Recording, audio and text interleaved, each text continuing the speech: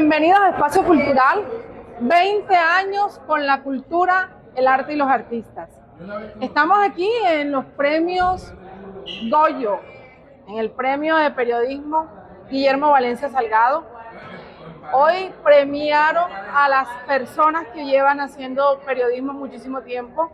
Fueron 6 los galardonados. Y acá tenemos a uno de los jurados del premio de periodismo Guillermo Valencia Salgado, Liam Puche, un joven talentoso, un joven académico, amante de la cultura, quien viene realizando un trabajo interesante como gestor cultural. Bienvenido, Liam, a Espacio Cultural. No, por favor, al contrario, me siento muy contento de estar hablando contigo y tú sabes que es así. Así que en lo que podamos hablar. Bueno, Liam, hay tantas cosas por las que preguntarte que no sé por dónde empezar, pero empecemos por la última chiva. ¿La última chiva? Ok, por vamos. La última chiva, claro que sí. Háblanos del proyecto de 100 años de soledad y tu participación en Netflix. Bueno, básicamente estamos muy contentos porque ya hace un par de días se hizo el estreno mundial de Netflix de 100 años de soledad.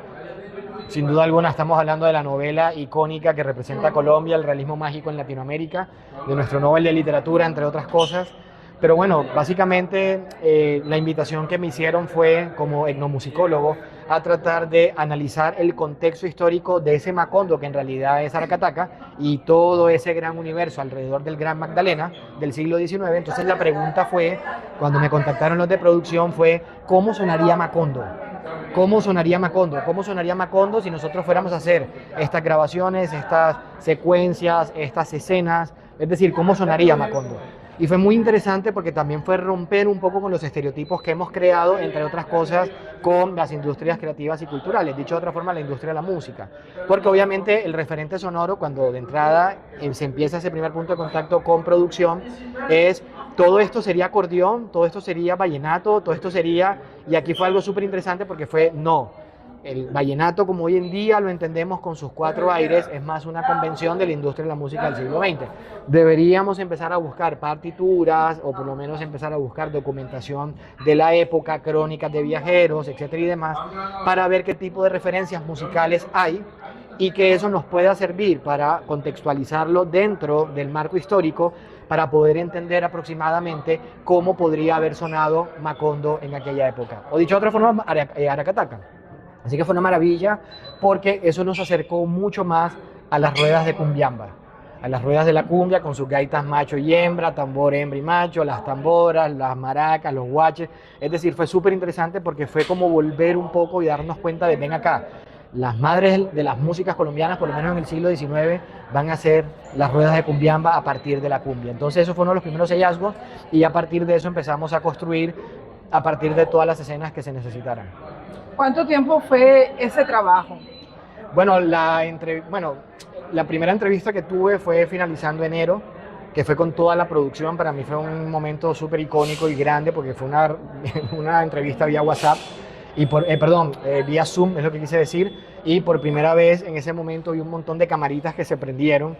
Entonces, personas que estaban, es que yo estoy en Madrid, yo estoy en Buenos Aires, yo estoy en Ciudad de México, yo estoy en Budapest, yo estoy en Florencia, Italia. Entonces también fue como, caramba, esto es un equipo multidisciplinario y me sentí también muy orgulloso en el sentido de, bueno, yo estoy y soy Montería, o sea, como que soy representante sin buscarlo de mi ciudad.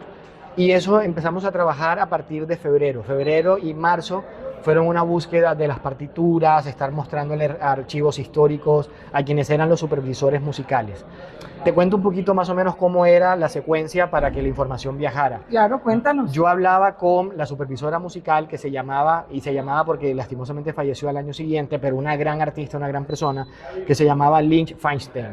Lynn era la supervisora musical, entonces Lynn me decía, mira, en el primer capítulo tenemos varios momentos musicales. Hay una boda, hay una fiesta, hay cómo sonaría eso, qué es lo que debería pasar allí. Entonces a partir de eso íbamos explorando cada uno de los capítulos y yo les decía, ok, muy bien, creo que a partir de eso denme un par de semanas o por lo menos una semana, nos vemos la próxima, y yo empiezo a hacer revisiones históricas en archivos, partituras. Entonces cada vez que nos veíamos yo les decía, vean las partituras que encontré. Y acá esto me parece súper interesante, ¿sabes por qué, mi querida Irene? Porque aparecen unos registros súper lindos que uno dice, qué fortuna que alguien se tomó la molestia de documentar eso. No solamente viajeros europeos, sino también académicos o periodistas culturales de Ciénaga Magdalena, de Aracataca, de Santa Marta y de toda esa zona de ese gran Magdalena que hoy en día entendemos y que a la final me permitieron como entender mucho, pero mucho esas estéticas musicales. Entonces finalmente yo era como el puente. Yo llevaba esa información, la socializábamos en unos informes, ya les pasaba las partituras y a partir de esas aproximaciones ellos luego, esos supervisores, hablaban con quienes son el maestro Sanabria y el maestro Juancho Valencia, unos compositores de primer nivel y de primera talla, y ellos finalmente hacían las aproximaciones sobre esa música. Acordeones de una sola hilera, no me pueden estar hablando de acordeones de dos. Claro, y en así ese como hoy en tiempo día, todavía no existían. como hoy en día lo entendemos de los pitos y los bajos, tienen que ser de una sola hilera.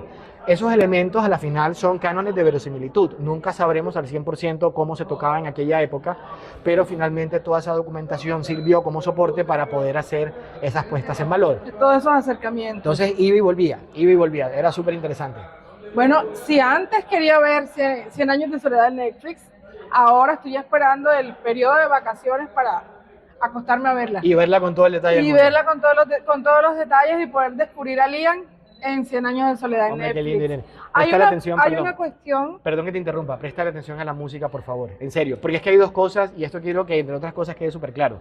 Una cosa es la música en secuencia, es decir, la música que escuchan los personajes, y otra cosa es la música del score, que es lo que escuchamos nosotros como espectadores.